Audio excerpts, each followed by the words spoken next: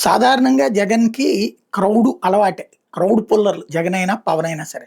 రోడ్డెక్కితే చాలు జనం ఎగబడొస్తారు. అది తెలుసు. కానీ అసలు ఏది ఇసకేస్తే రాలనంత జనం 6 గంటలు, 7 గంటల పాటు తన గమ్యం చేరడానికి అది కూడా గంటలో వెళ్ళిపోయే ప్లేస్‌కి 6, 7 గంటల సమయం పట్టడం. జగన్‌కే ఊహించని షాక్. ఎక్కడెక్కడి నుంచో వస్తున్నారు. ఎవరెవరో వచ్చేస్తున్నారు. పోలీసులకి షాక్. 30 వెహికల్స్‌కి మేము అనుమతిస్తే ఇదే 11 వెహికల్స్‌కి మేము అనుమతి ఇచ్చాం. 3 మెయిన్ టోటల్ కలిపి 10 వెహికల్స్‌కి అనుమతి ఇచ్చాం. ఆ పైన 30 వచ్చినాయి. ఆ తర్వాత ఇంకెక్కడెక్కడి నుంచో వచ్చేసినాయి అన్నట్టు.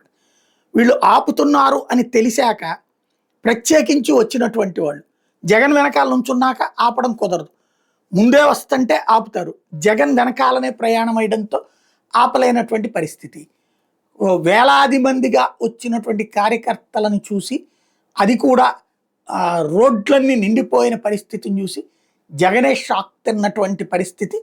దీనికి కారణం ప్రభుత్వం యొక్క ఈ నిర్ణయం అన్నటువంటిదే వైసీపీ వాళ్ళు భావిస్తోంది.